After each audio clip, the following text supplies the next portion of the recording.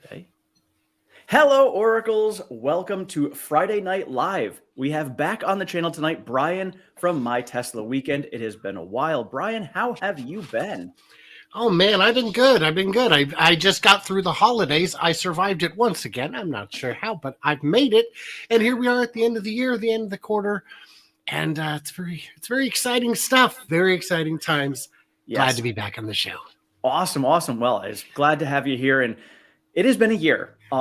We finished our final trading day for the year, and wow, we definitely felt the pain at the end. We saw in the community things have been getting a bit ruffled, a bit heated, but we're getting through this, and I have faith that we will get through this and we'll come out stronger on the other side. So everyone in there, just hang on tight. We will definitely get there. Yeah. So I've got a question for you. Yeah. Of the things that have happened in 2022 in the Teslaverse, what's got you the most excited and optimistic? What has me the most excited and optimistic is this opportunity for someone like me to be able to buy at these prices. Realistically, that is it. All the fundamentals and everything that we've had on the roadmap for what's going on have not changed. Obviously, timing of some things have been pushed off a little bit. Not too concerned about that. But for me, really, coming into this as late as I did, my first shares I bought back in 2020. And I bought it, right after they got included into the S&P. So I'm upside down, like, oh God, I think 50% at this point. But I'm still a little guy. I only have 52 shares. It's not a lot. So for me, looking at being able to build my portfolio at prices like this, if we kept going to the moon, it would have been almost impossible for me to catch up and actually make a major difference in my portfolio with Tesla. But now that we're going to get this opportunity to buy so much more for so much little, it's like mind-blowing that I'm actually getting this opportunity. So I think that really, to me, is the most exciting thing. How about you? So I've gotten some pushback. People saying, Brian, you are too down on Tesla, and I cannot disagree with that more strongly. Like you said, this is a buying opportunity, man, because have the fundamentals changed? Yes, they've gotten better. Sure. It's nothing but tailwinds. And, there was a time when you said, well, they're at 1,000 PE ratio. That's not sustainable. Oh, they're at 100 PE. Guys, they're at like 20, 25. Yeah. These are very good. And it's only getting better. It's only getting stronger. But if you want to know what I'm excited about, 2022, what a year. What they finally did was got some stuff off of their plates. They had the factories weren't operational. They had half of their global factories were not yet running. They're running. They're ramping. They're doing good. Those are off their plate. They're going to keep ramping. They're doing great. You've got the Cybertruck is all the pieces are coming together. It's next. The Semi is out. So really, we're down to just the Cybertruck and the Roadster on their plate at this time. Yep. So that means we're going to see another factory announcement. We're going to see another vehicle announcement. We're going to see some more stuff added to their plate. But right now, we're just in execution zone. And that's got me so excited because we finally can think about these other things.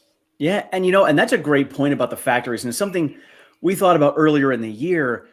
Right now, I mean, you can call like Elon a key man risk, which, he's spoken about recently about the fact that, the management is so good right now over at Tesla that he doesn't really need to be a part of it, which is awesome. But when it comes to like a factory risk, Shanghai was the one that was floating us. Now, Fremont obviously still doing well, still ramping even stronger. But with Austin and Berlin coming online, that Shanghai factory risk is minimizing every single day as these two other factories ramp up. And then as soon as we get another announcement of another Asia Pacific factory, and then that actually gets built and ramped, then, you're in a much safer place in the future as well. Yeah. And it's just exciting. There's a million things that are coming next. We don't know what the priorities are, but it's all good. And what's crazy to me is I know we're going for like an hour and a half today, but it's only been 4 minutes and we've covered so much ground. You guys are in for some value today. Oh yeah.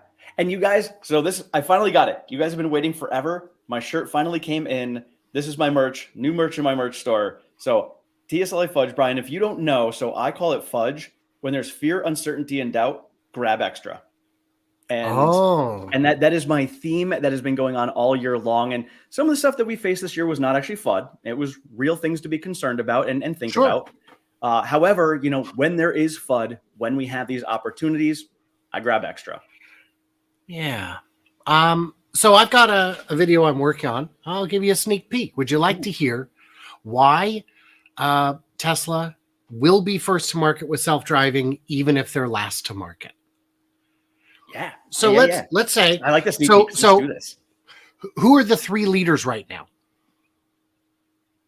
Tesla, Waymo, and Cruise.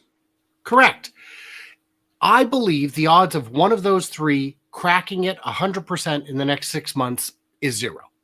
I think none of them will crack it after 6 months. Could be anyone's game. So let's say 6 months from now, Cruise and Waymo both crack it 100% and Tesla don't. How long does it take to make a new car, a new platform? 2 to 5 years is how long it takes. So what would happen is in the mid-23, Cruise and Waymo would go out to the manufacturers and say, time to design a whole new car around this, which they would begin to do. Meaning in 25, 26, 7, that car would come out. That means Tesla would have 3 years at least to crack it too. And then at that point, 3.5, 4 years from now, when Cruise or Waymo starts hitting the market with their own car, a GM, a Jaguar, whatever, how many cars would Tesla have on the road on that day?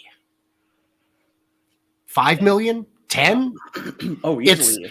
Because that's cumulative cars, so easily 10 million. It's cumulative. So even if Tesla were 3 years late to the game, they'd still be in first place by 1,000 miles. Because how long is it going to, in 3 years, how long is it going to take the competition to get their 10 million cars out? 5 years. Well, yeah, and you think about the fact that GM themselves are aiming for a goal of 2 million by 2025. Well, you can put the FSD on a gas car too.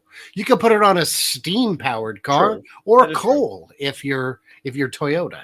But now my question to you is, and thinking about putting it onto an ICE car, yes, the technology is the same, but when it comes to the actual operations of the vehicle with transmissions and things like that, wouldn't there be different play in it because you've got to go through gears and just a different feel for the vehicle itself?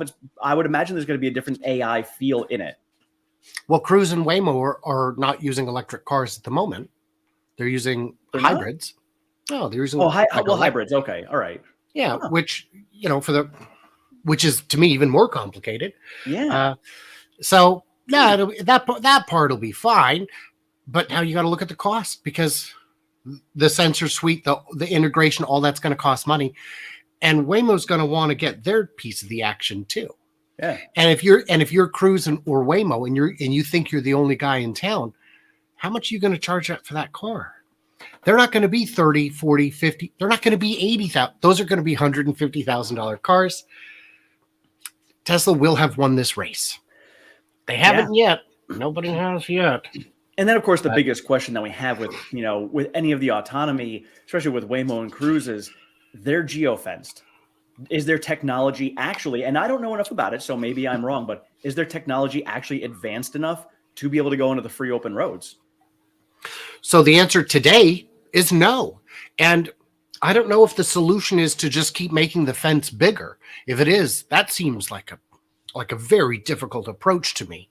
But Tesla's approach is if you pull up to a development that was paved in yesterday, if it's got stripes, you're driving. Yeah. Even if it doesn't have stripes, you're probably driving. Yeah. I mean, I've already heard of people back in the spring. I don't even know what version we were on back then, but they were driving on dirt roads. So it's capable. And that's the whole point of it. As Elon said, if we took, Earth and we made an exact duplicate Earth, but with different roads on it, you can take a Tesla with FSD and put it on there and it would still be able to drive it because you don't need to map it. It uses the AI to be able to drive. And that was the whole, and obviously that's the premise of it, whether we're going to get there or not, we're on the way, but I'm like, that's the whole point of this is you don't have to spend all of that time mapping things out. you get to an area. If a tree is down, obviously a mapped out road is not going to see this. LiDAR, cameras are going to, but there's different things. Or if you've got a detour that comes up that's not on the map or the road, yeah. There's just so much extra work that goes into the geofenced stuff. So, yeah. So, did we want to go into production talk, or do we want to address some chat? What's next on the agenda? Let's chat. The chat's blowing up. Let me go through here and see what we've got. So, yes, you guys, this is all about you guys tonight. And let's see here. Wow, you guys are hot tonight. Willie. So Willie, thank you so much. My son has his own YouTube channel now talking about baseball and the Yankees. So thanks, Willie. I appreciate that. Let's see. UK, going. Hello, everyone. You guys are awesome tonight. And I hope everybody has a safe and happy New Year tomorrow.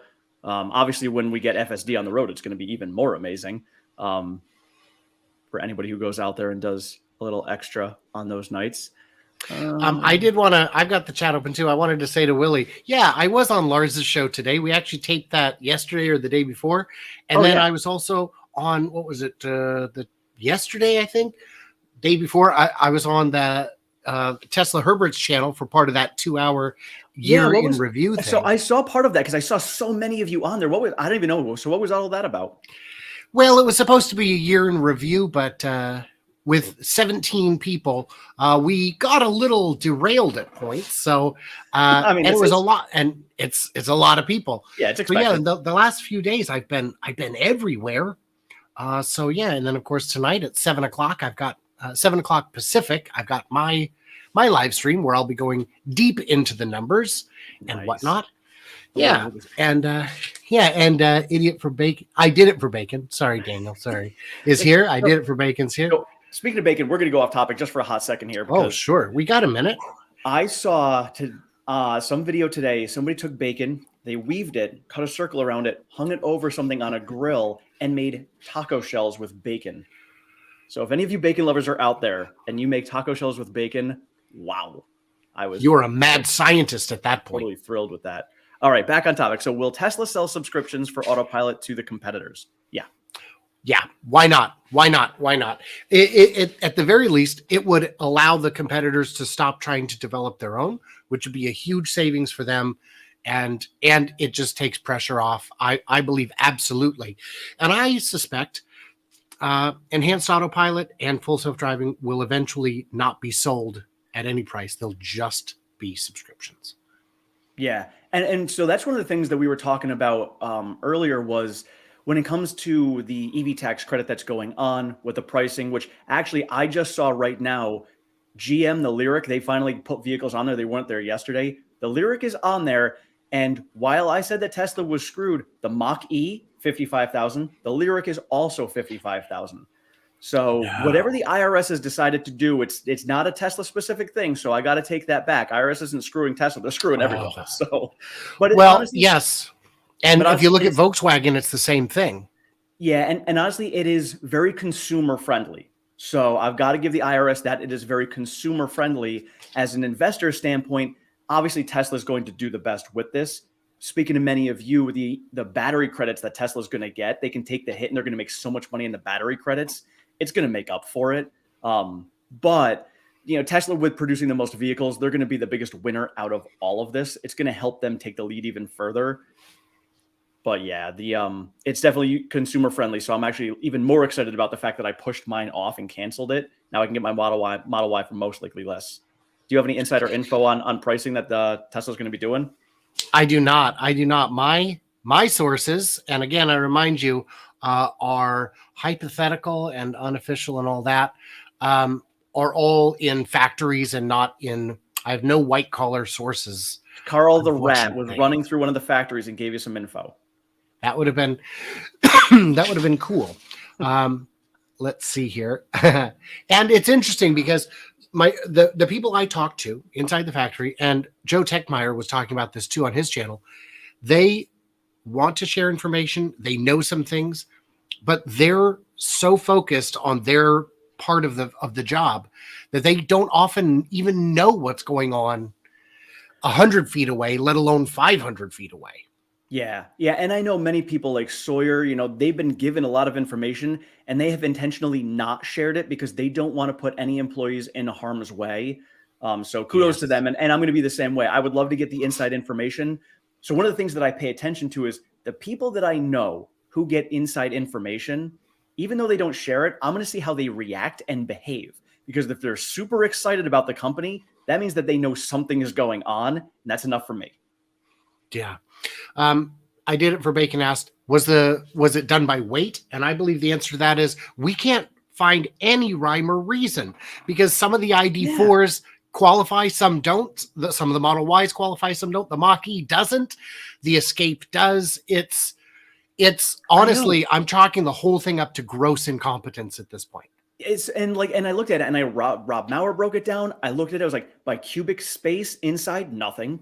By dimensions, it doesn't make a difference. The only thing that was different was the 2 extra seats. Except that the ID4 doesn't have the 2 extra seats, and some of the models qualified. Yeah, I truly don't know unless there's something on the inside that they know where some of these are coming from. Because where's the ID4 manufactured? Where are they getting their batteries from?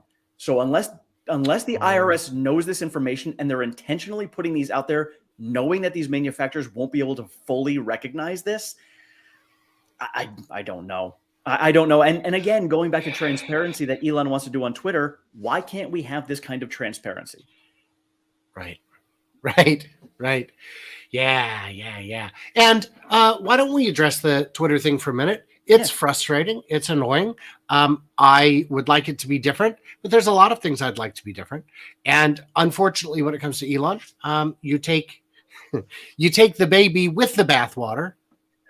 Most people throw them both out. That's fine. Good for them. But we don't get to act surprised that he's a little nutty sometimes because it is who he is. Now, I am frustrated. I did see that message saying to the employees saying, it's the end of quarter. Don't worry about share price. We just got to get these units moved. Why are you worried about moving units? It's only to help the share price. And these employees, if you cared about them, their employee stock purchase program, a lot of them are getting so boned on it because the price is down so much. So it's, I hope someone is giving him good advice because there are, my rule on Twitter is I'll go on when I've got a reason I need to be there, and I will only stay around until I get to truly awful stuff, which increasingly is like a minute and a half. And I don't think I'm following monsters, but apparently to some extent I am. So that's fun. Yeah, that's one thing I learned when I was on Facebook a lot more often, when that was the place to be, is I learned that because of the algorithms, you can basically create what you want. So if you're paying attention to and responding to stuff that you don't like, you're going to see more of the stuff that you don't like. So just don't do it. And that's it. And it's nice with the followers, because with followers, I'm only seeing the people I want to see. Well, I'm not even seeing them because I muted you a long time ago. Hey, obviously not because I actually did have a fun chat with a gentleman the other day who was in not on Twitter, but in like closer to real life, who was very polite and friendly. And I'm like, I know you've got me muted. But that's all right. I'll tell you what's offensive about my Twitter account isn't so much what I say. It's that I use it more for business than for other kinds of interaction. But I'm broke, man. I got to go where them dollar clicks are, unfortunately. Yeah. So, by the way, Willie did say you can tell who bribed the man, and I can't. Yeah. In terms of the IRS thing, I can't. Honestly, when I was thinking this, I was like, when I saw the Ford one with the Mach-E, and I'm like, I was like, maybe it's not a Tesla specific thing. And as soon as I saw the lyric, I'm like, nope, it's not a Tesla specific thing. Absolutely not. Right. Now I'm totally baffled. Well, and if none of the Mach-E, no version of Mach-E gets the 80,000, but some Model Ys do, that would lead you to believe Tesla's getting special treatment. So it's just very, It's very, very odd. I'm, I don't know. We'll see what Tesla says about it. I don't know if we'll get information on Monday. But yeah. Let's see here. Dominic, what's the likelihood that Tesla will announce 2 or more gigafactories in the Q4 earnings call? I mean, I think we're going to hear about one probably next week. I would, I don't hold my breath on those. In the case of the last 3, basically all of them, Shanghai, Berlin, and Texas, we didn't hear about them until they were ready to break ground. So it's, unless they are, and Berlin is still getting a massive expansion. Texas is still getting a massive expansion. And I don't think they want to thin out the talent pool to start another factory or 2 just yet. It could be that they're ready to, but I don't know. I don't think so. Yeah, and it doesn't seem to be a critical priority right now, because what would you build? Tim, I need you to build me another factory. What are we going to build there? What product do we need in a new factory? A solid question. And that's one of the things that I thought of, like when they were talking about Mexico and they said it was going to be some sort of truck. And I was like, maybe they're going to do the semi there instead of in Nevada, but that wouldn't make sense either. It's not like they can't handle that. So I'm like, what would it be? Is it going to be a vehicle announcement with the factory? Because obviously if you're in Mexico, what would be the point in building a Model Y in Mexico when you've got Austin that's just starting, it's really hitting its ramp? That makes 3 hours sense. away. Right. So why would you have one so close? It makes no sense whatsoever. Right. That's a very valid point. Like, so, I can see Asia Pacific. I can see like Indonesia or South Korea. I can see them doing a Model Y to get it out of China and have something elsewhere. I understand that. But when it comes to like a Mexico or a Canada maybe, Mexico definitely not a Model Y. So I don't know where this Mexico rumor came from, but when I saw it, I was scratching my head, because Texas is still expanding. So I don't know why you'd put another factory, A, that close to it, and B, while you're still building out that one. Why not just, they've got another 1,000 acres they haven't built on yet. You just build it there, unless they're getting some insane tax incentive. So they already have a lot of part suppliers in the Nuevo Leon area. I think that's all this is. And I think somebody got in early and got on the clickbait, and this has turned into the new Tesla phone. Well, so the other thing too that I thought about was the fact that even if they break ground next week, it's still going to take until at earliest mid 2024, maybe 2025 to actually start producing a vehicle. So perhaps this is where they're going to be producing. If they do announce it's Mexico, maybe this is where they're going to end up doing that $30,000 car or the robotaxi or something else that they haven't even announced yet. So that would make sense if that's where they're going to do it. And I could see them announcing, hey, we've got a new factory coming up, and they're just not telling us what they're going to produce there. Well, they already have told us that more factories are coming. Oh, right. But as far as what they're going to produce, as far as the vehicle in that factory, they may not tell us. They may just say, hey, factory's coming here. And then we can all speculate for 2 years as to what they're going to actually put out there. We wouldn't do that, would we? Tim, we wouldn't do that. Awesome. No, Tim, we wouldn't. I think it's going to. I mean, think about how brilliant Elon is. Like, you don't need advertisement when you just have this carrot that's constantly in front of everybody's face, and we're all chasing after it, trying to figure out what it is that they're doing. So I like to point out that there is no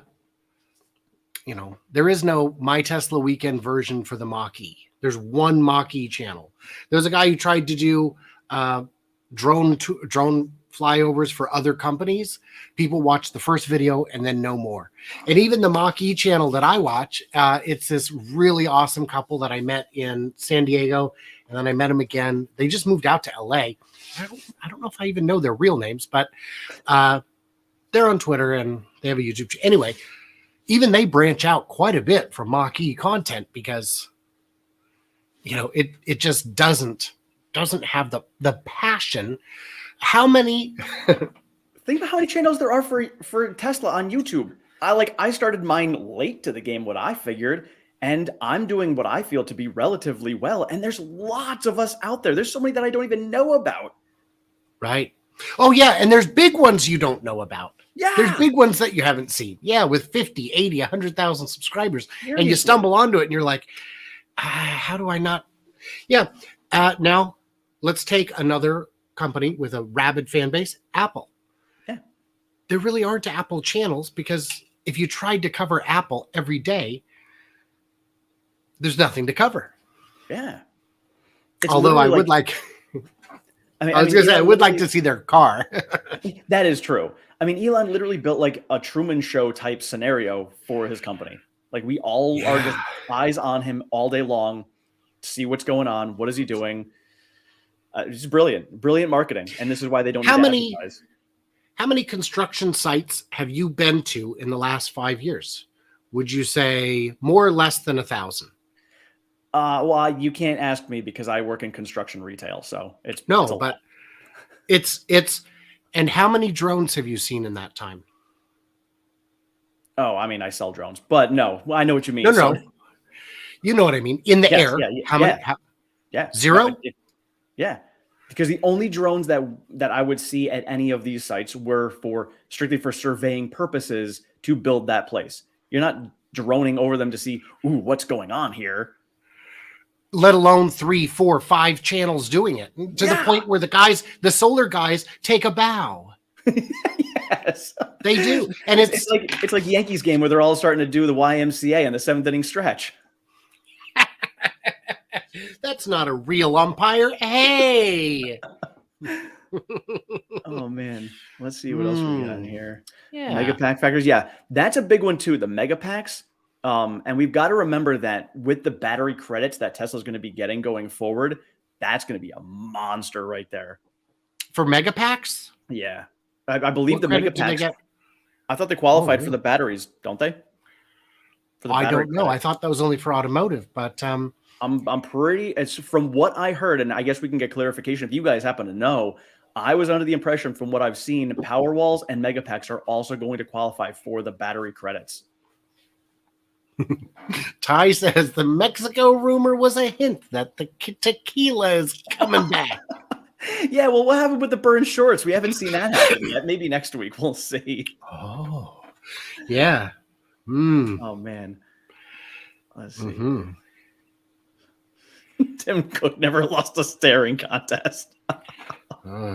He also hasn't smiled much in the last 10 years. I don't know. I'd like to see a 3-way staring contest between him, Zuckerberg, and a cat. And Spock. Data.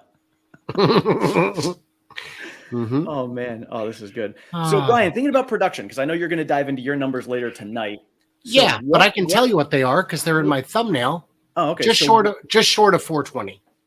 Okay. And so looking at the ironic numbers, I'm like, everybody's like, well, what do you think the bottom for Tesla stock is going to be? I was like, well, the ironic bottom is going to be $69. So looking at that and then looking at production, I'm like, I don't know why I never thought of it for deliveries is 420,000. Makes the most perfect sense. Yeah, I think James Stevenson went 420.69. Yeah, I mean, that's going to be the most ironic number. So I would imagine anything over 420 is going to be great. The consensus right now for you guys, and I know I didn't update it this morning, so it's 420,800 is the consensus estimate right now. But I haven't seen, I don't think Tesla's put out their compiled consensus estimate yet. I think we get that tomorrow. Theirs is, is very close. They managed to, if you take an average of Wall Street, they do great, but that means that a lot of them are way off the mark in one direction or the other. There are some pretty interesting numbers out there. I've seen the numbers I've looked at because I always put my numbers together before I look at other people, and that's how I end up an outlier sometimes because there's some very optimistic perceptions of production in Berlin and Texas, where people say, well, we know that they hit 3,000 and we know that they were at 2,500. No, they had a 2,500 production week, a 3,000 production week. That doesn't mean that it was a smooth average, but they are speeding up and it's only getting prettier. Yeah. Karav here. Let us know. Tesla company compiled is 418,000. Thank you, Karav. So Karav on my channel, awesome kid. And he does all the numbers. He's like our little own Troy Tesla, like very accurate numbers. So he's awesome. I don't know if you're talking to me or not on that, but yeah, I was looking at him earlier and Oh I yeah. noticed I wasn't listed on his thing because I had only posted my estimate on Patreon when I did it. I hadn't Oh, I okay. hadn't put it out yet. So Yeah, uh, he's awesome. And so mine right now, so I had production originally at 463,000 until we found out that Shanghai was closing for the last week. So I'm down to 443,000 for production. So wow. that's where I'm at. And and I gotta say, I'm pat myself on the back for the November numbers for Shanghai. I missed by 150. So I was Ooh. pretty darn spot on with that one. So we'll see how I come in for the end of the year. But yeah, I've got 443 for production, and then I still held at 430 for deliveries because with them cleaning out all of their inventory, even if we have that 1 week buffer where everything's going to be, because we know exports are starting on the 29th, which was yesterday. So we may have that all the inventory getting cleaned out. We don't know what went on with the inventory in Shanghai. Seems like there's still some there. So I'm holding with my 430 for deliveries. The word in the chat is that Zachary Kirkhorn bought some shares. Really? Ooh, because I Huh. know I saw Drew Baglino yesterday had sold some, Sold but that not was a too 10. many. Yeah, it was a 10.5B1. It's or 10B51. That's typical stuff that these guys do at the end of the year anyway. They've got some taxes that they've got to pay off for stuff. Because you got to remember, I don't know about most of the C-suite. I don't know about all of those guys if they collect salaries also. We know Elon doesn't. So I don't know if they got those Oh, guys do it too. they definitely get a salary. Okay, I would imagine they do. Oh, for sure. Let me see. Yeah. Let's see. Let's see what Neat. else we got.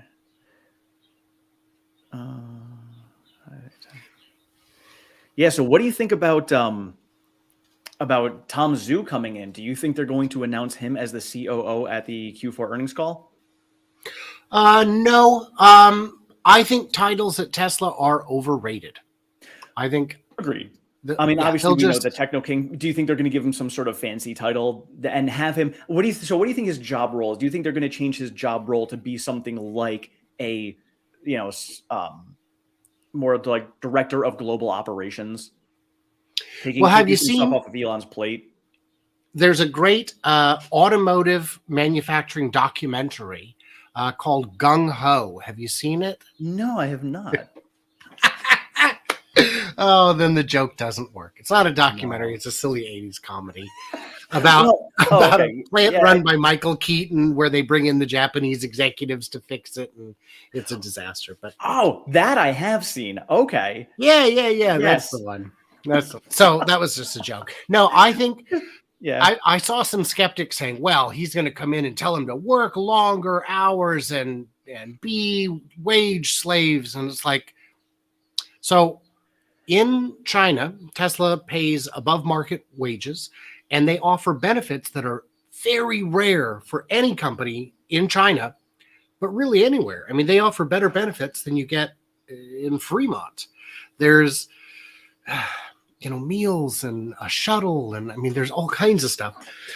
So I think what his job will be, it has less to do with people management and more to do with process management. Yes. Oh, yeah. And I honestly think what he's going to do is, I'm sorry, I'm looking at the chat there, is what I honestly think he's going to do is advise and consult on how to turn Fremont from a jumbled octopus mess into a straight production line. Oh, yeah. Into the new straight line philosophy. That was my assumption as well with him coming on. It wasn't about the people; it was the actual operations of this is how we are so streamlined in Shanghai. Let's get that same process going everywhere else. You look at the culture. I talked to Farzad about the culture when it comes to all of their factories, getting that culture from Shanghai into all of these other factories. Obviously, they all have their own nuances. So if you can do that and bring it over and just have everything streamlined like they do in Shanghai, think about the fact that Berlin and Austin were designed to be more efficient than Shanghai. So if we can get that same culture over into those two, that would be huge. So I did a video a while back where I explained not just what each factory does, but what each factory does differently. And the thing is, Fremont was originally the NUMMI factory run by GM and Toyota. And it was the most efficient factory in the US. And if you look at it, it's, by modern standards, a mess. So when they went to Shanghai with the Model 3, they made it a straight line. Now it's a horseshoe, but it's still a straight line. And that to me was Tesla Factory 2.0. When they went to build the Model Y factory right next to it, that's 3.0. It's not just straight lines anymore. Now it's using vertical space. Yes. And that is what we've seen carry over to Berlin and Texas. And they're getting, the Zwickau factory in for Volkswagen in Germany is a 18 million square foot compound that only produces a few 100,000 cars. It's more than twice the square footage of Giga Shanghai, which, as we can see, is at a run rate of like 1.2 million a year. And the Shanghai factory is a lot more vertically integrated. Tesla makes a lot more of their own stuff in-house. Tesla's doing things different. I had said this on Lars's show earlier today. Herbert Diess was freaking out because it took 30 hours from parts in to ID4s out, where Tesla was doing, instead of a 30-hour build, a 10-hour build. And that was before they shut down and retooled to make the line move faster. Yeah. So there is, well, once the legacy guys decide they're going to start building these cars, it's over for Tesla. I've been hearing this for 10 years. I know. I'm waiting for it to be true. And that's the whole thing. And now looking at when you put the EV tax credit on top of it, Tesla's going to have even more money because they're producing faster. But how is it possible that, and Elon said it before when Austin was getting built, the product is the factory. So if that is their product, that's what they're focused on. And then every iteration from here is going to be better than the last one. How is it possible that anybody can catch up when they're so far behind already and they can't even catch up to where Tesla was 3 years ago? Yeah, it's a moving target. And when Tesla announced that they were building their own battery factory in Nevada, I thought it was crazy. Why would you do that? Why just buy batteries, man? Just buy and they said, well, and when it's ramped, it'll produce more batteries than currently are produced worldwide right now per year. And I'm like, that's not, you're going to spend billions of dollars. Yeah. And it turns out they exactly needed every last one that they got. And when they said last year, 4680s are not being designed to get rid of our suppliers. We need if you build a cell, we will buy a cell. And They're buying, if you name off all of the biggest lithium ion battery producers, they're buying from all of them. Yep. Samsung's got a Pilot 4680 line. BYD, they're buying the blades from them. CATL goes into the cars in Shanghai. LG goes into the cars in Europe. Panasonic goes into, the 2170 factory, and the models S and X. I think even SK Innovations might have a 4680 pilot line. So that means of the big, something like 90% of the world's lithium-ion battery makers are making batteries that Tesla is buying. And that doesn't even count the Tesla batteries themselves. Yep. And then I heard that Panasonic should be ready to go into vehicles by Q2 for their 4680s. Oh, that'd be great. So that's what I heard. So obviously, with Tesla getting themselves up to 1,000 battery packs per week, that's great, but that's still obviously not enough for the Model Y. That's 3,000 per week. So what's the point? And then, right. Is this all for the Cybertruck? Are we focusing all of our 4680s on the Cybertruck right now, getting these ramped up, stored? We'll get them into the vehicles. We'll see what we can get produced coming out of Panasonic, see what we can get from over there. Obviously, over the next 1.5 to 2 years, the 4680s are going to be flowing in. But does that tie into Project Highland as well? Are they making the structural battery pack for Project Highland with 4680s? Is it going to be Model Y and Model 3? Would make sense. Yeah. And I think that the Cybertruck is going to go straight to 4680 and be made with one battery configuration rather than all of them. Now the Panasonic, now it could be that. So the Panasonic isn't tabless, it's a 5-tab. Okay. So that might be for standard range rather than performance. I don't know. Yeah. Because it'd be a bit more heat to get the same number of electrons in and out as quickly. But we shall see. And the beauty is they've got this flexibility. They've proven that they can put blade batteries in a Model 3 and it'll work. They can put anything in anything. And think about Austin with the 4680s. Like, well, we're not running them fast enough. Quick, we'll switch our line. We'll throw 2170s in there. Let's get the equipment over from Shanghai. Bang, done. Awesome. Like, yeah, that's just how Tesla's culture is. They're like, hey, this isn't working for us. Let's switch it, fix it up. Let's go. So I've got a gentleman that I know who works at a factory, and boy, I'm trying to figure out how to tell the story so that it doesn't explain who he is. Anyway, he works at a factory, and I asked him, "Is it true that they ask for your feedback?" And he said, "Ask is not the right word. They demand your feedback." And if you don't come up with suggestions on how to improve workflow in the part of the job that is yours, they will ask you point blank, do you honestly think that this is perfect? If it is, by all means, say the word, but you know it isn't. What do we do to fix it? And he said he's had times where he'll come into work and they're like, oh, today we need you to go over on the XYZ thing. And he's like, what the hell is that? That wasn't here on Thursday when I left for the long weekend. Like, no, it's a new line we have. Oh, okay, let's do it. And that's the speed that it goes at. And everything is. That's the complete opposite mentality. Like from where I work, and I work with a company that's been around for 55 years. But it's like the thought is like they want your suggestions and you give it to them and then they'll be like, all right, well, we'll think about it. We'll see if that is going to work for us. The total opposite mentality of you have to give us suggestions. We know we are not perfect. Please help us get better. That mentality is why they can do what they do. It's crazy. Yeah, it's different. And it's the sort of, you wonder why the other guys don't do it. Why do you have to have a committee to debate the merits of this little clip? It makes me wonder, and I don't want to speak for them, but it just makes me wonder if it's that's the upper echelon. The upper echelon knows better. We've been here longer. We know what's best for all of you, and that is it. Like, I hate to say it, but I think that's the true reason, which sucks. But again, that's what's going to end up causing them to fail in the end. So here's a good question from Harry. Thoughts on the $7,500 incentive for the Model S and X December deliveries? So I know Omar had just put that out later this afternoon. He had mentioned that he went down and he got it, and they gave him $7,500 off. Now it's only 2 days left of the year.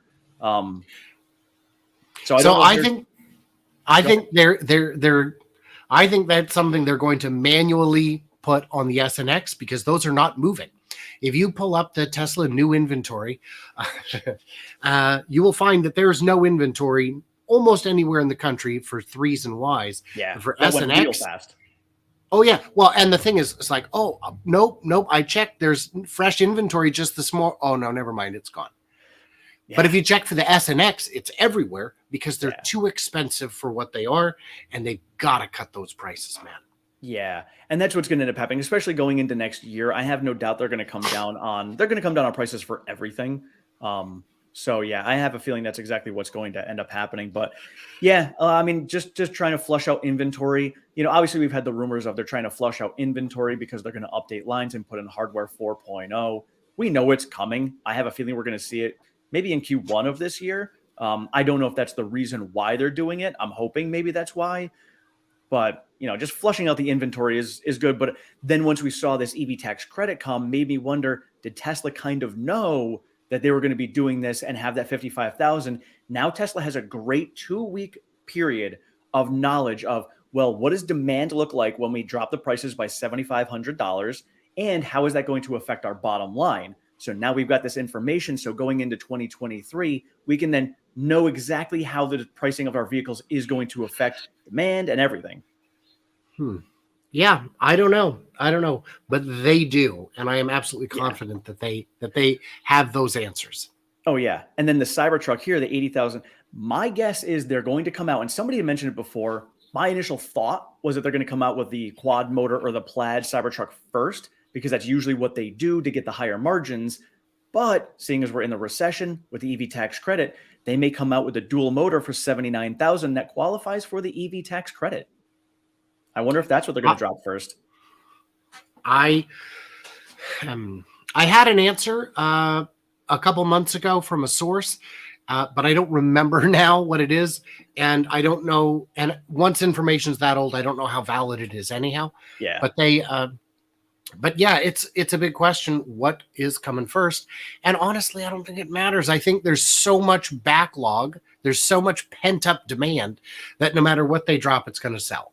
Yeah. So yeah, I don't know. But how long before an 80,000 Cybertruck? I would say, if not immediately, almost immediately. Yeah. Like, and I would imagine, and I think they're still on pace right now.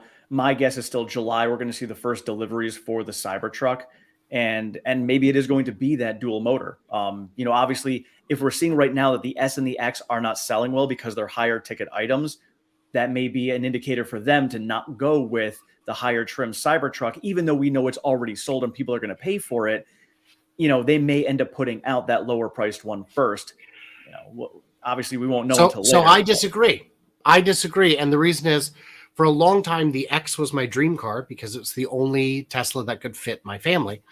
And now, technically, I suppose a 7-seat Y would. I've never seen one in real life to know if we would actually fit, so I'm skeptical. But at this point, the S and X are no longer on my list. I don't need those cars. I would wait for the Cybertruck because, the X is very cool, but it's dated, man. It's dated. Yeah, like the gull wing doors were awesome, and it's still awesome. But now the Cybertruck is coming out. Like, do you want gull wing doors? And the Cybertruck is so different. It's so different. And if one more person tells me it's ugly, hey, you know what? That's half the point. My thought with the ugly is, when I first saw it, I wasn't as much into Tesla as I am now. So I was like, yeah, no, I'm not a fan, not too concerned about it. Then I started to think about it as I had the channel, as I became an investor, and now working in construction. I'm like, what's going to happen with the Cybertruck is it's going to pull up onto a job site. It's going to be like a beautiful woman walking down the road. It's going to turn heads. It doesn't matter if it's ugly to some people. People are going to be like, ooh, what is that? They're going to take a second look. Then all of a sudden they're going to be on the job site. What is the functionality? That's the big piece for the job sites. If this truck is now outperforming everything else, these guys are over here trying to pull a heavy generator out of the back of their truck to run their tools. Meanwhile, the guy with the Cybertruck is just plugging right into the truck and he's good to go. That's going to be the game changer. We're going to see a lot of that happening. And then guys are not going to give a crap about how the truck looks. They're going to be like, this thing is saving me a ton of money. This thing is going to be so much more functional for me. I want to buy that truck. I don't care how it looks. And that's going to be the huge piece when it comes to the job sites. And the drop in the back end for ease of loading is so valuable.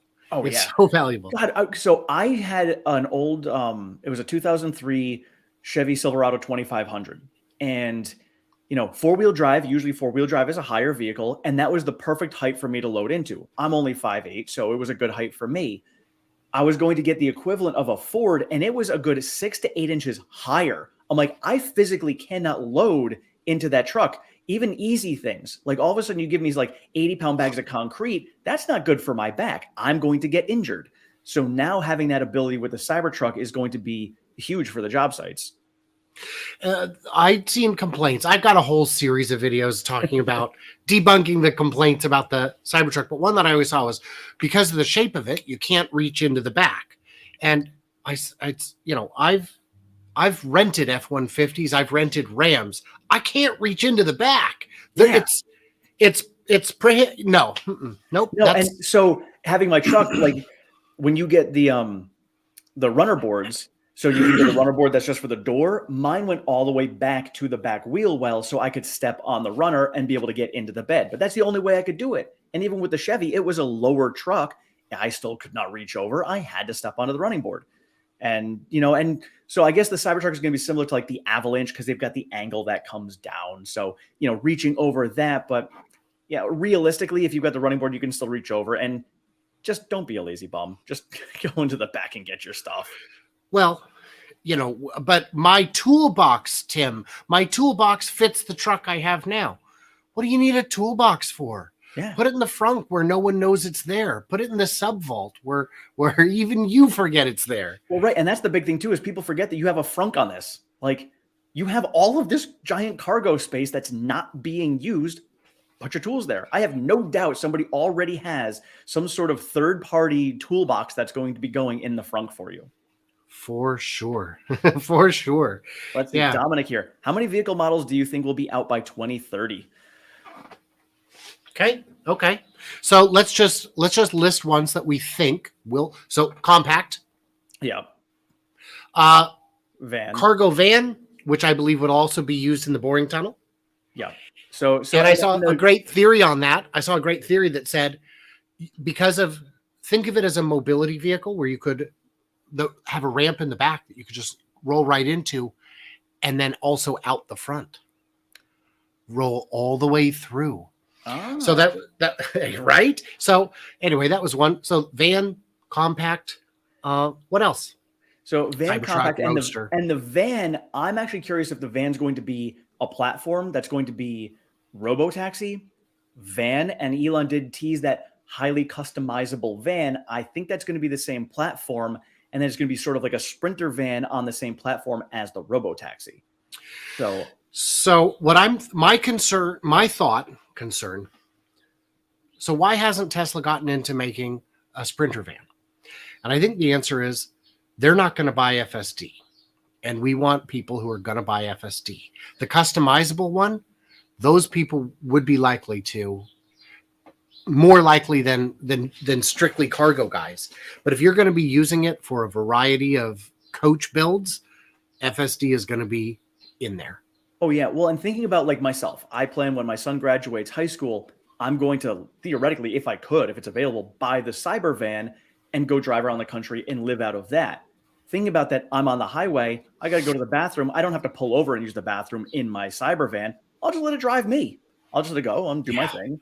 And you can literally be in your house while it's driving you to your next destination. So to me, that's amazing. And I cannot wait for that to actually come to fruition. So go spend all day in a new city, go to sleep and wake up in another one. Exactly. That's my concern with the Google cars is if you get in and hit, I'm feeling lucky. Who knows where you're going to be? You're like, where am I? It reminds me when I was in college playing baseball, doing all the traveling, like I'd wake up in the morning and you do so much traveling. You wake up and you're like, where am I? And why am I in bed with another guy? And it's just really confusing trying to figure out what transpired. But that's going to be the same thing. And it's fun adventures, but yeah. Record scratch. I suppose you're wondering how I got here. Oh yeah. All right. So any other form factors? Yeah. So I think, and I know Steve and Mark Ryan had talked about it, over a year ago now, later in the decade, whether they actually come out with a sub $20,000 vehicle, or if at that point we just have costs come down where the $30,000 is now like a $20,000 vehicle. I don't know. I don't see a need for it necessarily. Yeah. Now, my theory on the compact, by the way, is that it will be 3 different cars. That it'll be a platform that is designed in Shanghai, Berlin, and Texas, each for each market, and that they will primarily be sold within their own markets, but for a price you can get them in any market. Oh yeah. So if you want the Berlin Model Q, it's not 25,000, it's 45 or 50. Yeah, and it's going to end up being, I have a feeling the Berlin one is going to be the hatchback, because that's the one that is like the Golf, which is the most popular car over there. So that's obviously going to be there. Probably have like a little, almost like a Nissan Sentra type sedan that you'd have over in Shanghai. I agree. And then what here? Man, what form? I don't even know. It may be the same thing. Maybe like the Sentra type vehicle here. It could be like a Honda Civic. Could it be a Prelude or Cabrio? Maybe. Maybe. We don't know. Yeah. I think I think you're right. I think they're going to be form factors that they're going to have in different places. I also think they're going to have an Arcimoto type vehicle that would end up selling in India and Indonesia and places like that, where they don't sell a lot of the larger vehicles, but those small ones are, what everybody uses to drive around. Richard's got a good comment there. I like. Let's see what we got. Where is he at? Right at the bottom. The minis. Yes, yes, please. I love it. I am all about it. And I know we've seen the pictures of it. So whether it's, just an older prototype or a different form factor, whatever, in pictures, from what I have heard from many sources, is that there is going to be a European version, which is smaller because the European roads are smaller. So they will have a Cybertruck because it's not going to be a hot seller in Europe, but it's going to be utilized, and it's going to be the smaller form factor. If there's a Ranger size Cybertruck, if you can make that without it looking, I was going to say without it looking stupid, but it already looks, it's already its own thing. So yeah, but maybe even just a cyber coupe or a cyber car. If this design and construction philosophy works, hold on to your butts, baby, because it's a whole new game at that point. Oh yeah. And then, obviously the Roadster, can't forget about the Roadster. So we'll have that out. Yeah. The Semi, and the Semi is going to have multiple form factors as well. We're going to have the sleeper cab, which will end up coming out in that. They're going to have, several different versions of that. Obviously, we just got the first iteration. We don't even have specs. Did you get any new updated specs on the Semi? No. Nothing? Okay. No. I did get some inside scoop on what the battery is, and I'll. Do you want some scoop? Give me some numbers. It's not a megawatt. It's under 900. Huh. Oh. And that could be mistaken, but the guy I know who works somewhere relevant did the math and just counted up the packs and the cells, and those modules do not total a megawatt. They total just under 900. Interesting. So that means they've got more efficiency than we realized. That means that they may have, better. It may weigh a bit less than we expected, which is obviously even better because when you're looking at towing capacity, we know that they can. You're limited to 82,000. Yeah. So they can do the 82, but if the less of that is in the battery weight, that means more in the actual cargo weight. I know I was having a discussion. Yeah. There's a lot of debunking that I had to do over on Twitter for when they had that video come out, and people are saying, well, it's not the same weight and what's going on. And because looking at those, the concrete Jersey barriers that were on the back of the truck, I'm like, I literally sell those. So I know exactly how much they weigh. And that was pulling 46,000 pounds of weight, which is significantly more than most semi trucks will pull now. And so then looking at it, so that would put the truck at 25,000 pounds. Well, if it goes up to 82, that would be 70. Because the trailer's what, 10? 36,000. So 36,000 for the truck, 46,000 for the capacity for the cargo. But the trailer also weighs 10. Oh, okay. Yeah. So you're right. Okay. So 26 then. Yeah. Yeah. Because 36, come on, man. You scared me. No, there's the problem is one especially loud jackass made a video with really terrible math, and all of his legion of ding-dongs went ahead and quoted it as the gospel, which is that's the video that I saw that I had to go and debunk. Oh yeah. Oh, I know. I know which video you mean. I am not giving. I don't remember his name. Camel Hoof. I'm not going to say it. But he knows he's not an idiot. He knows he's abusing the math. He knows how wrong he is, but he can't resist them tasty clicks, baby. Oh, I know. And so for me, and I'm totally now, obviously, big Tesla bull, but if somebody's going to give me valid criticism, I'm going to look into that. So somebody did give me some valid criticism about the fact that the 500-mile run that they did was not with that truck. It was with a box cab. And what you saw inside, we don't know exactly what that weight was. So it was different than the truck that we saw climbing up that hill. So that is something I would like Tesla to come out and say, this is how much weight we hauled for that 500,000 or for that 500-mile trip. That we didn't get. And I was under the impression, looking at the videos, that it was that truck carrying those Jersey barriers, and it was not. So it was not. It was a box truck. Yeah, correct. No. There were two different tests they did. One was 81,000 starting at Nevada and going to like LA or something, and the other one was from Fremont at 82,000. Yep, that went down to San Diego. That just went down I-5. Right, and it did go, and now they did talk about going up Donner Pass, but the video that they showed for Donner Pass was with the Jersey barriers, but I don't know if that was that 500-mile run video as well, because that's not the video that they showed for the. But the truck is out there. If there's big discrepancies, customers will be the first to call them out. Absolutely. And Pepsi already came out and they said that they're doing longer runs with their chip goods, which is mostly air anyway, and then they're doing the shorter runs with the soda, but they are planning on doing the longer runs with the soda. So here's the thing on that. I've got a correction on that, because that one, oh my God, I was ready to. I don't normally choke adults, but I was ready to make an exception, because the reason they're doing 100-mile runs with the soda is because that's what they've always done. Even with diesel, they're all short run. That's why there's something like 200 bottling plants in the US, because they keep the routes very compact for just this reason. So unless what they're telling me is that diesel also has a range limit of 100 miles, or are you telling me that carrying the weight drops your range by 80%? Think it through, you clowns. So that's a great point. I didn't even think about looking into what the diesel trucks are running. So very, very good information. It's the same routes. It's the same routes they've always run. That's true, because they're not going to change their efficiency just because of that. Makes sense. No.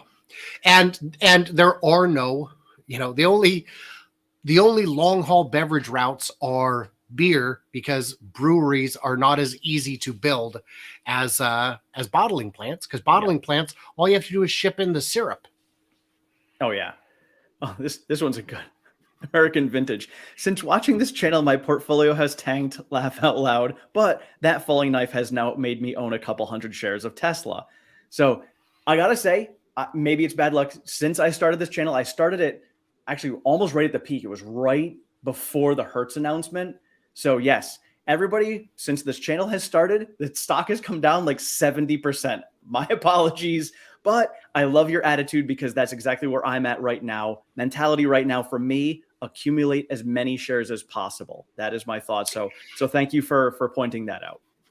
I would, yeah. And my question for people who are considering getting in now or considering getting out now is, what company would you rather? Let's say you just don't have any money at all in the market and you just got some and you're looking for a place to put it. Show me a company with more upside than Tesla. Well, Amazon, they got hammered just as bad. Yeah, but their sales are down and it's still falling. Tesla's isn't. They're still growing. Meta is imploding. Yes. Boy, you think being dumb on social media is hurting Tesla. Have you seen the guy in charge of that place? Holy smokes. Yeah. But like a human, he does enjoy barbecue sauce. What the hell? Yeah, at least Elon fakes being an alien way better than Zuckerberg. Then Elon fakes being an alien better than Zuckerberg fakes being human. Let me see. Oh, here we go. Royce, Giga Mexico or Giga Canada first? My belief is Canada. I did a series where I looked at all the different countries, potential countries, and I quantified them in Excel. And I made a big list of all the candidate countries I could think of, and then I gathered another, and I don't remember 20 or 40, a huge list. And Canada came in at like number 2 on my list. In terms of number 1? Japan. Really? Well, it's just by the math. It's a question of which parameters I used. And they've got the talent, they've got the export, they've got the experience, they've got the domestic market that doesn't like to buy foreign, they've got left-hand drive, which will give them an advantage, they've got great tax situation for import and export of goods. They just all the pieces. Yeah. They've got high labor. That's the only thing that wasn't going good for them. Yeah, for me, it was Canada and Indonesia were my top 2 choices. Then South Korea came out of nowhere. But yeah, so Canada and Indonesia. Japan was on my list. Somebody brought up a great point, and I can see both sides of it. It is Toyota owns it, and nobody else is going to get in there. But let's think about the fact that over in Berlin, VW owns that, and Tesla was able to get in there. So, I don't know. And Tesla has definitely shown us that they don't care. They're like, oh, you're the big dogs. That's where I want to be. I'm not going to go and hide in some corner somewhere and try to produce over here. I'm going to sit right next to you and show you how it's done. And so that's a valid point for Japan. I would say with Mexico, the only thing they have going for them is the low cost of labor. But Giga Berlin proves that low cost of labor is not the end all be all. And for that matter, Fremont and Texas further that point. And Mexico still has instability with cartels and whatnot. I would not want to have to set that up. Mark says, oh, it's got great tacos. Yeah, but so does Texas. So does every border state, and increasingly all the other states too. My family's in San Diego. They got some banging tacos down there. Oh yeah. Oh, for sure. Oh, man. Well, and that, yeah. And I mean, I'm in a small-ish town in Washington State, and we've got amazing Mexican food. The competition between them, it's just amazing. You have to be exceptional, or you will not be one of the 15 Mexican restaurants we have in this town of 80,000 people. That's like here in Connecticut, pizza. We're known for pizza. Like we have the best pizza in the world. And so if you make okay pizza, you don't make it. Exactly. It's like, oh, that's your best. And you're like, this is awesome pizza. You're like, no, that's not awesome pizza. So now my question to you is piggybacking off of that question. Do you think they're going to announce a North American factory or an Asia Pacific factory first? I don't know, but if I had to guess, I'd say Asia Pacific. I think there's more addressable market that can be. I guess I would say, yeah. I think the next one we will see is a second China factory. But I think we're waiting. Because I know we keep hearing about it. So I know they've got the expansion that they said, but I thought they had another factory that they're calling an expansion on the other side of Shanghai or somewhere in that area. We keep hearing about it, but we haven't seen any kind of confirmation. The pilots will go out and look at new construction, and they don't fit the profile. Tesla, no matter how secretive they are, they're still wearing Tesla branded hard hats and safety vests. And these sites don't have it. So we don't know where it is. And I think we're not going to hear any announcement until we know what they're going to build. Yeah. And somebody said, well, where are they going to build the bot? Anywhere. It's small.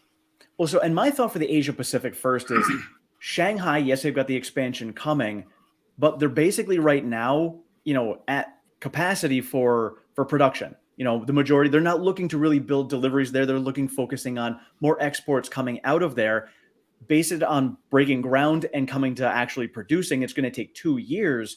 So having something in Asia Pacific first would make a lot more sense because we still have Austin that's just ramping.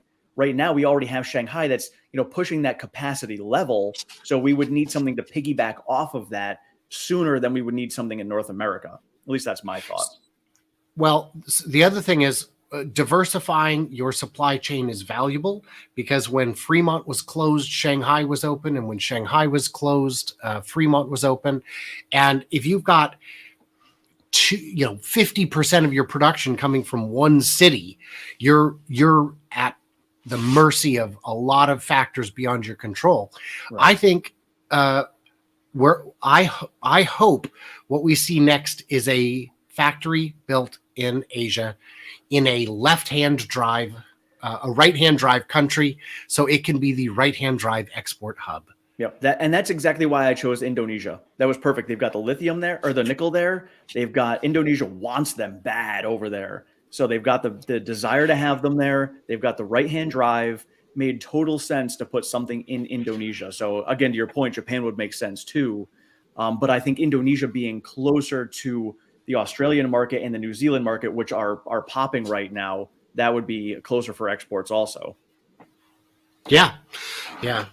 Asia is a fairly bulky place in terms of geographic size. And then Mark here coming in. Ooh.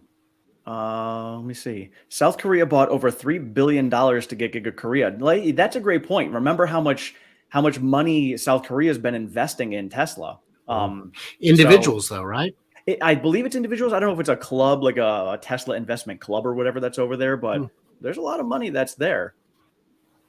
So I don't know, but I mean, they want it too. Like, a lot of people want, and that's the whole thing. Everybody's like, oh, demand for Tesla's down. And I'm like, dude, I was like, demand for the gigafactories is hot right now. Everybody wants a gigafactory right now. If the demand for the car itself was not doing well, why would anybody want a gigafactory?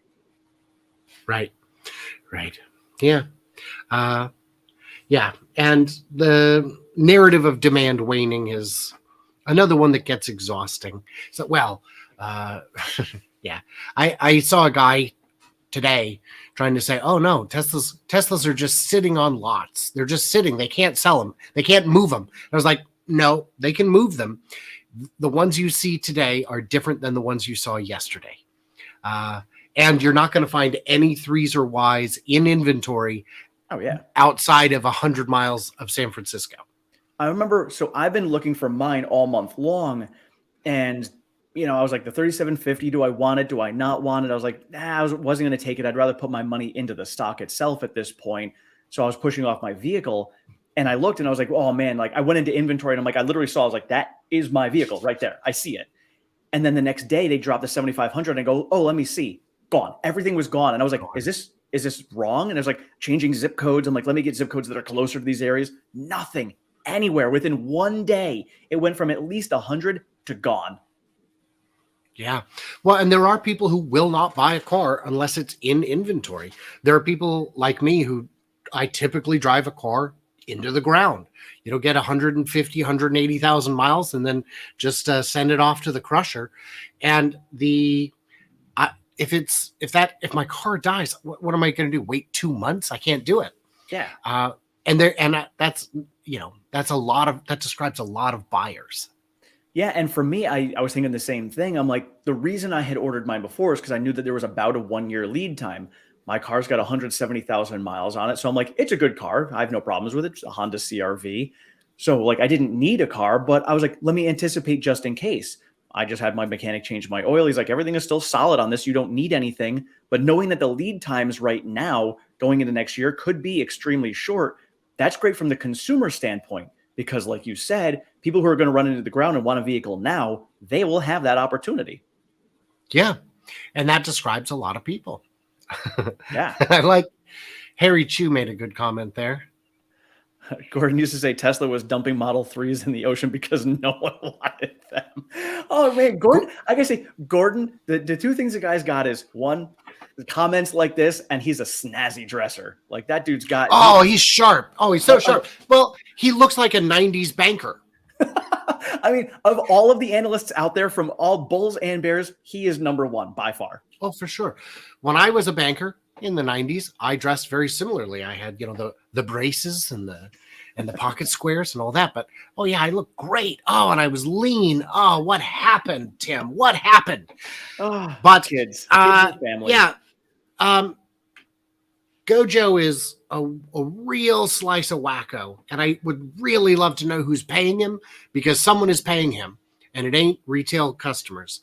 And I feel like he's got undisclosed interests that yes. I would love to. And honestly, I think of there's many channels out there, obviously, and I would not beat him up. I've had an outside the echo chamber, live stream on here before, talking about just that. Like, there's things outside of Tesla. Like, let's get some, really constructive criticism about it. Obviously, Gordon is not really constructive. He's very much his own way, but I would love to have Gordon on here. I have no problems with that. I have reached out to him 3 times to try and get him on my channel. And in the third and final attempt, I said, come on, we'll talk about everything except Tesla. And I'm just telling you, his suits from. Yeah, no, I would talk about it. It would sound like we're getting there, and we just would never get there. But I assume his DMs are closed. I assume that, I've had literal death threats from people from people who call themselves Tesla supporters, because I felt that I made a video talking about how Elon should not have gone on the Babylon Bee as his first interview back after years of not doing interviews.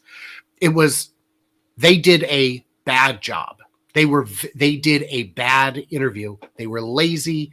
They asked the most inane questions. They got it was hours and no insight. And I made a whole series about it. I released the first one. And I have this, I guess it's not a written rule, but when you threaten to murder me and my children, I cancel the rest of the series. So I can only imagine what kind of pushback he gets. And maybe these aren't Tesla fans. Maybe these are Babylon Bee fans. Maybe they're both. I don't know. But it was a little uncomfortable. And Yeah, and this I knew too. So Randy says Gordon's father was retired from GM. Yeah, Gordon's dad was a high-level executive over at GM for years and years. I don't think we have not seen anything that would indicate that is necessarily the same person. The ages don't necessarily. I thought somebody a while back went into it and found out, and I thought he had confirmed it. Maybe I'm wrong, but I thought I never saw any confirmation on that, and I tried to find it. But even if he was, that he would have the guy who retired. Johnson is a very common name. Is it really? Number 2 to Smith. For real. And also the guy retired like 30 years ago, which would have been kind of too young That's true, because Gordon I would imagine is 40s, maybe? 45. Yeah. So if the guy retired 30 years ago, Gordon would have been 15 when he retired. But even still, even if it was his dad, I don't see how.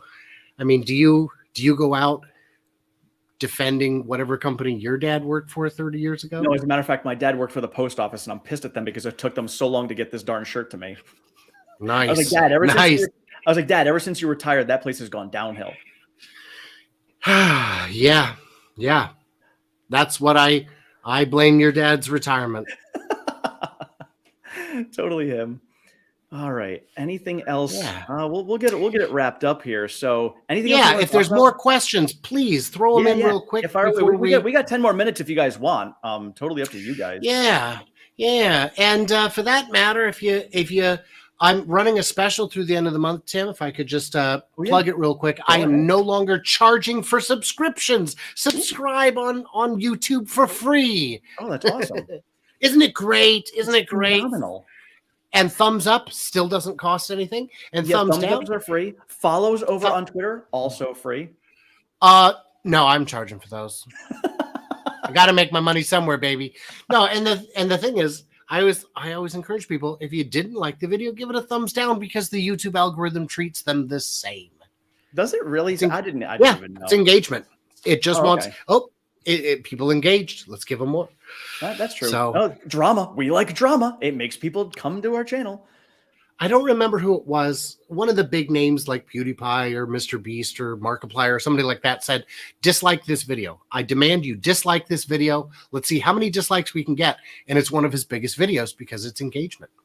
Nice. Interesting. Yeah. That explains a lot too, because I know some of mine, where I put out controversial stuff or, a clickbaited headline that people are pissed off at, they put the thumbs down. And by the way, for you guys who are on here, and I don't know how you feel about it, Brian, but having to use clickbaity-ish type titles drives me insane. But if I didn't do it, the algorithm wouldn't pick it up the same, and you guys wouldn't, and I wouldn't be able to grow the channel. And that's what it's all about.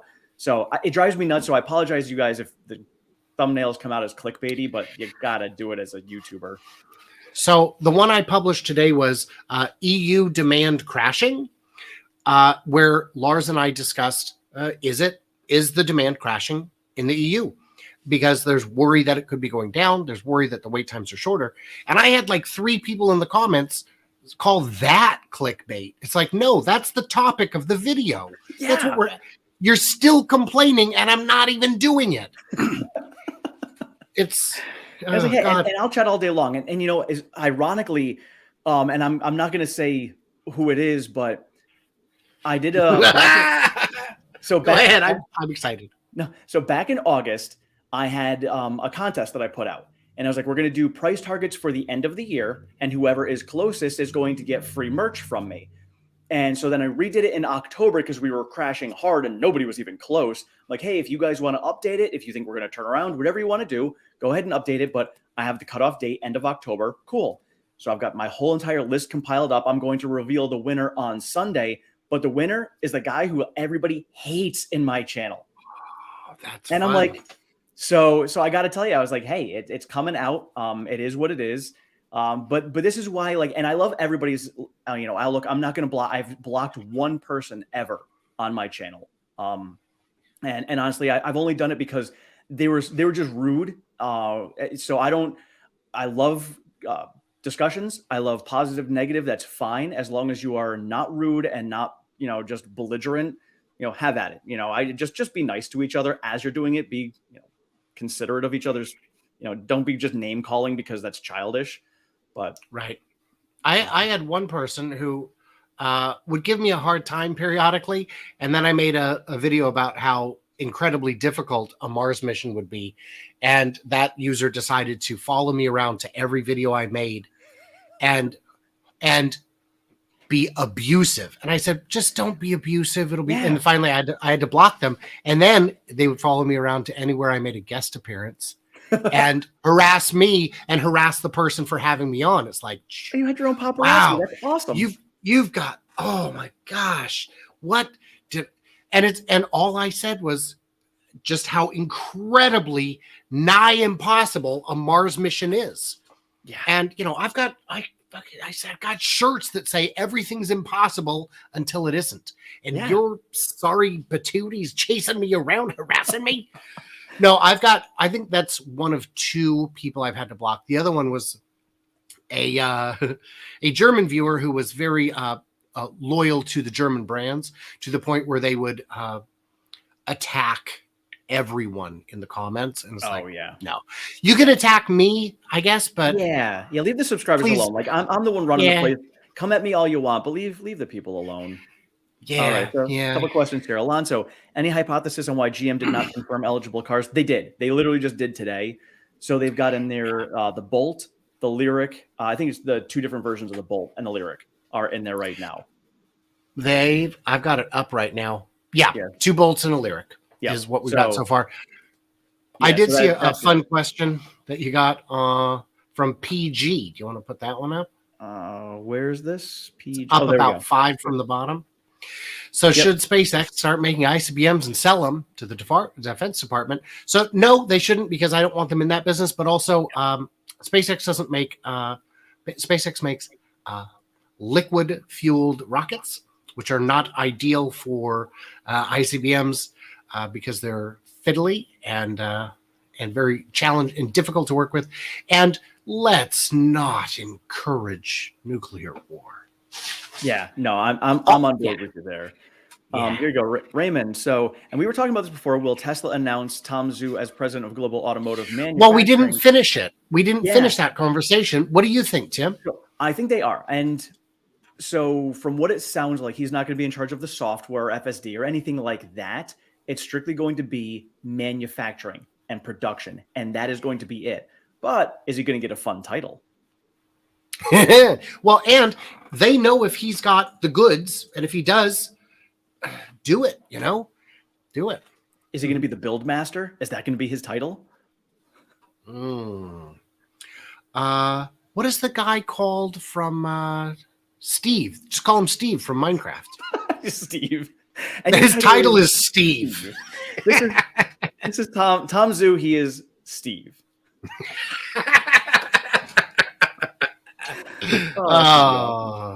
Let's see if we got it.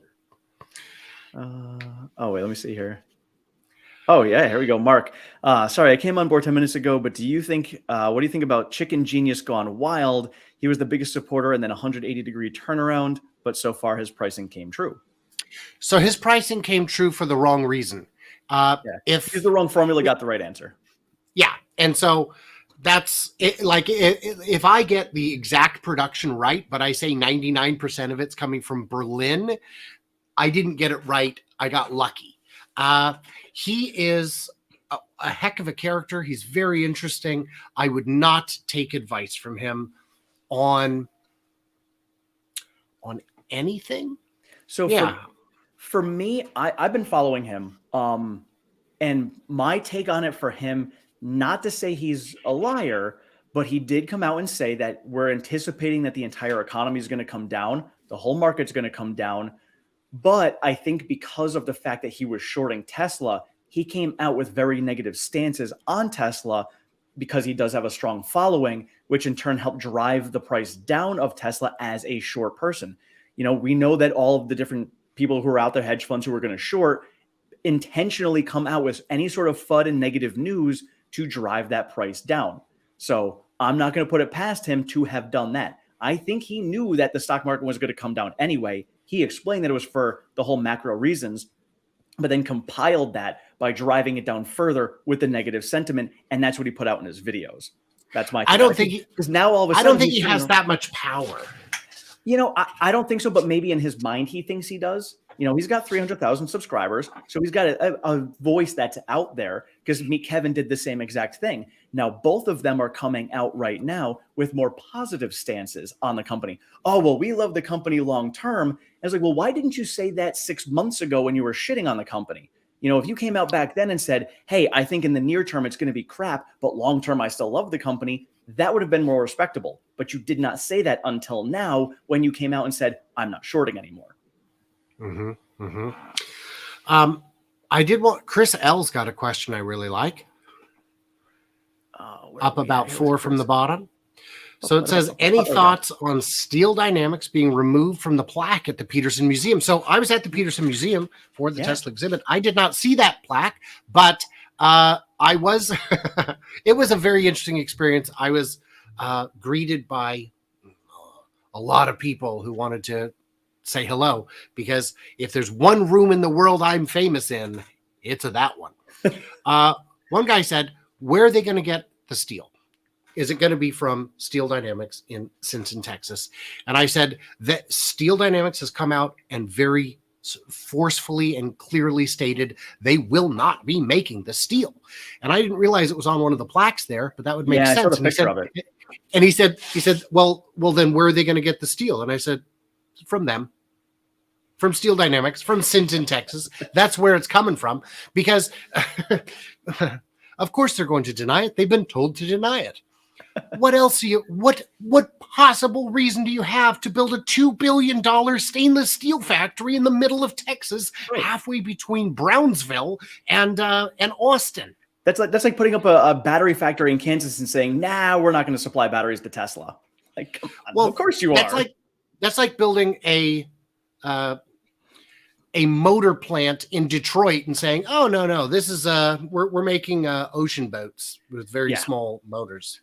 It's Oh yeah. American Vintage, thank you so much for this. Hey Tim, thanks for your consistency, positivity, and occasional hopium. Yep, I'll throw that out there.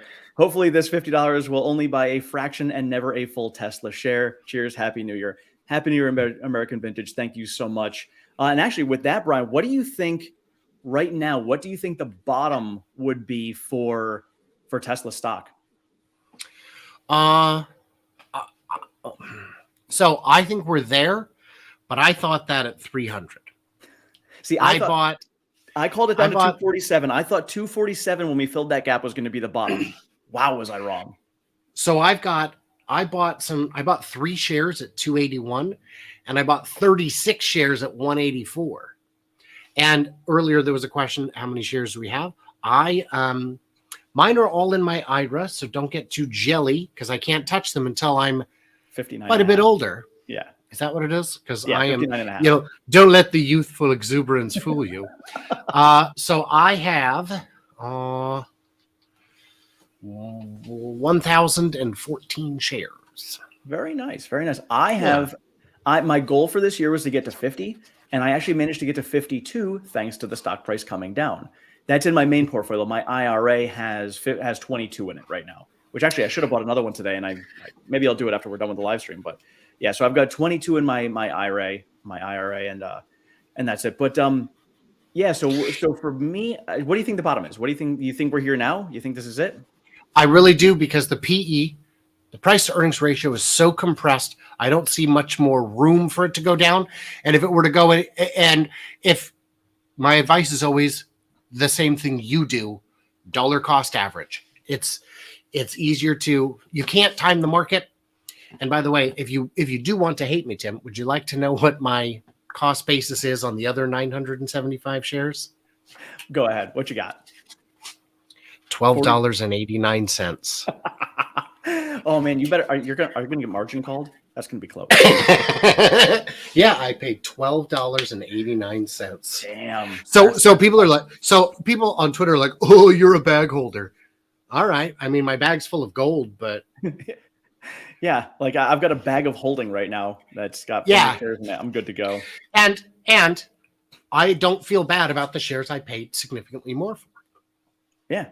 Yeah, and the way I look at it is like I've been dropping my cost basis. I got in late. My cost basis right now just got dropped down to 238 today because I converted another share over. So for me, I add all of my fractional shares into SoFi because TD Ameritrade should be actually doing it soon because they got bought out by Schwab. But I got SoFi, so as soon as I hit a full share in SoFi, I just convert that over to TD and I'm good to go there. So it just continuously lowers my cost basis over in TD. And so for me, I think the bottom, looking at charts that I see, what I'm seeing in the macro environment with the Fed possibly still raising interest rates, if that does end up happening, my very absolute bottom is 57 because there's a gap that goes down to 57. That would be the absolute bottom that I see. The ironic bottom is going to be $69, but I think a probable bottom might be 80. I think we might get through next week. We'll see what production and delivery numbers look like. We'll get CPI and PPI data. I think we're going to see a bit of maybe a little bit of a run because we've been very oversold, and then might see another drop one more time to get down to that next level. And then I think that is going to be the bottom. So when I say that I got this incredible price, my goal isn't so much to incite jealousy as to say, I've seen people recently who've said to me, you just wish you sold at the 400. It's like, well, part of me does, but I'm not a trader. I'm an investor. So I don't buy and sell. Yeah. I'm not selling my Tesla and I'm still buying more. I bought for $12.89 because I follow Tesla and I saw in it something that they did not. And I'm still holding and I'm still adding because I still see something they do not. So on my video this morning, I think it was, or last night, I came up with an example of if you had $100 bill and you knew in 2030 that $100 bill was still going to be worth $100, and today you could buy it for $50, would you? Of course you would. Now, if you knew that in 3 months from now you could buy that for $25, would you be mad about that, or would you be excited about that because you knew that it was still going to be worth $100 in 2030? Well, Tim, you're forgetting Tesla's still way overvalued. It's still worth twice as much as Toyota. And Tesla is just a car company. Wait a minute. So let me ask you this serious question. Yeah. If Tesla spun out their chip division, the ones that design hardware 2, 3, 4, the ones that design Doge, would you invest in just that division spun out on its own? Oh, yeah. Because that would be like investing in NVIDIA. Would you invest in Megapacks if it was spun out on its own? Of course. Of course. Autobidder? Oh, yeah. Oh, my God. FSD? Yep. AI? Metallurgical Sciences? Yeah. These are companies that nobody else has. And by the way, it's impossible to make your own chip design firm, right? That is impossible. What are you going to do? Poach 8 of the top 10 chip designers from AMD? Yeah, exactly. Yeah. And so, and my whole thought is knowing, I was not investing, but I worked at Home Depot during the housing crisis and that recession. When you're in a recession, just like, human nature, you're in panic mode. All you're looking at is survival. What is my next step? That's all you're looking at is the next step. So right now we're looking at Tesla. All people are seeing is what is Tesla doing right now? We need to value them as a company as to what they're doing right now. Right now, they are only being valued as a car company because that's where the majority of the revenues are coming from. But if you start looking at it as an actual growth company, as it was the last 2 years, you start looking out and saying, oh, they're going to get to this. So if we're going to be able to buy the company as a car company right now, and that's what it's being valued at, what happens when they start showing that they're not just a car company? All of a sudden, ooh, they are a tech company. Now we need to value them as a tech company, but you were able to buy them when they were valued as just a car company. So let's rewind it 90 minutes here. We were talking about the value of FSD, even if it comes out late. If there's 10 million cars on the road, I'm going to say all of them would get it if the price was right. Because if you don't want it for your car, someone will buy your car from you for a price that you will sell it. So let's say it's no longer for sale. Let's say there's 10 million cars. Let's say FSD is only $100 a month. That's $1 billion a month in residual income. A billion a month for nothing, for doing nothing. Yeah. And that's just on 10 million. And that's just on 10 million cars, let alone making 10 million a year. So that would be another $10 billion. I mean, it's. Oh, yeah. Oh, so a question for you. Speaking of FSD and pricing, with the EV tax credit this year, what do you think they're going to do with pricing of FSD? Because obviously that would put them past and over the tax credit for most things. Do you think they're going to do it as an after add-on, or do you think they're going to go to all subscription model? Both. They'll do it either way. Do you remember when Canada decided to specifically single out Tesla and say, you can't be over X price for the car? So Tesla briefly was making short range Model S's that had like 50 miles of range. Oh, but by the way, you can unlock it next week for another 10 grand. Yeah. So, and I did not know that. Somebody in my comments below, thank you guys. One of my subscribers had said that to me. I didn't know that was a thing. I was like, dang. I was like, that's exactly what they can do for the Model Y as well. They can go and be like, all right, well, we're going to give you, a standard range Model Y for $54,990. But by the way, next week you could pay us another $5,000-$6,000 and you can unlock the long range. Then a thought came into my head. What if, and somebody had brought this up in over on Twitter, what if Tesla came out with, hey, here's the hardware you would need for any variation of this vehicle that you want. Here's your hardware for a Model Y, and it's your Model Y generic package. Now, on a monthly basis, you could pay a subscription. This month, I want a long range. Next month, I want a performance. You know what? I just want a performance for a day. I'll pay $50 today so I can have a performance Model Y just for today. And then tomorrow, I'm going to go back to my standard range. I mean, like, it's an interesting idea. It's an interesting idea. And here's the thing with the corked batteries. You remember how there was the 75 was actually a 90 that was corked or something like that. I don't remember which ones were corked versions of which, but if you've got, a 300-mile battery corked at 200, that means you can now charge 0 to 100 every day without getting anywhere close to your buffers. Oh, that's true. Yeah. So that means you now have 100% of your battery capacity instead of 80%. Yeah. And so it's not even that bad of a deal. The only problem is now you're lugging around extra weight for something that may not be needed, and you're taking up a lot of cells for buyers that may not be interested. But it is a great idea, and I don't see a problem with it, especially since they used to do the sleeper performance. They don't do that anymore. Well, and think about it as resale, because even though you're not going to utilize it as that, the next owner might. Right. And they would have to price it accordingly, because I'm not going to pay the same for a used long range upgrade as I would on day one of a long range up. But yes, I get what you mean. And I love the idea of subscribing for a day or a week or a month, whatever it is. Because the reason you have to charge more, the reason you have to charge more is because your warranty reserves go up, because you're putting a lot more wear on it. Go ahead. Right. But then think about it, it's like, hey, you know what? I would love to have a Model S Plaid, but I can't afford a Model S Plaid, but I can afford a Model S Plaid for a day. Yeah. The brakes would be my concern on that. Right. The brakes are already my concern on the Plaid. Right. But at the same time, if you were building it, and because you were getting so much money from software that you could go ahead and put the top end hardware into all of the vehicles, then it wouldn't matter, because you would have the brakes already there. It would be obviously overkill for anybody not using Plaid, but you're making up for that cost with all of the software that people are using it for anyway. I don't know what those things cost, so I wouldn't be able to speak to that. Right. I can tell you, I recently put quite a few miles in on a brand new X. and we kept it in chill mode almost the entire time. We took it out of chill mode briefly to show off for some friends, and it was unpleasant. And this wasn't a plaid. This was just a long range, and it was unpleasant how peppy and jumpy and fast it was.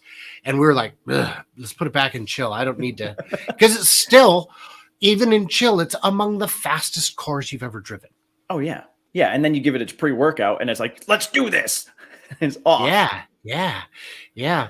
I do like Paul's question. Is FSD a 100% certainty? Well, no, it remains, everything's impossible until it isn't. Speech to text was impossible until it wasn't. Everything, powered flight was impossible. The problem is, and I've asked a lot of people who I consider experts in this field, is it on the horizon or is it over the horizon? And regardless of the manufacturer, regardless of who they think is in the lead, the answer remains it is over the horizon. We don't know. Yeah. So is it 100 miles out or halfway around the globe? Don't know, because it's over the horizon. It is coming from somebody. It is coming. Yes. So it is definitely something that is going to be. This is just where civilization is going. We're in the next iteration of, all right, well, and this is something I thought about. I'm thinking from a psychological level. I have been seeing a lot more news stuff about wrong way drivers, pedestrians getting hit. They're like, it's a lot more prevalent now. And for me, mentally thinking about how a lot of these things work is, are they laying the groundwork now, putting it in the seed planting in people's heads so that in 3 years from now, when it is solved and we now have to get regulation, people are already now set saying, yes, we need regulation, because think about how many pedestrians are getting hit. Think about how many wrong way drivers there are. Drunk drivers. They're just laying the groundwork now. So when regulation time comes, everybody's gonna be like, yes, we need this. That's my thoughts. Yep. And yeah. The real obstacle is it has to be able to handle, it has to be able to not get stuck. Yeah. And Waymo and Cruise are proving that is so far still impossible, despite having spent vastly more money. And the people who are saying, well, Tesla's got the wrong approach. The vision only approach is the wrong approach.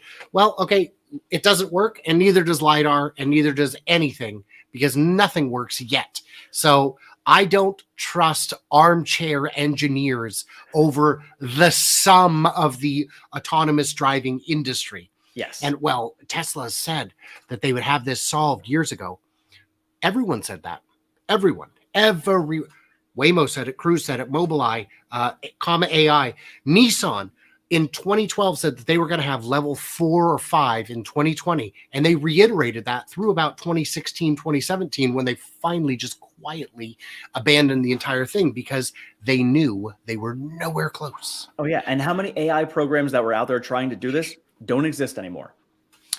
That was the thing. I don't know if you noticed, but after AI Day 2, Comma AI lost their founder. Yeah. That joint venture with Ford and Volkswagen, they both pulled out.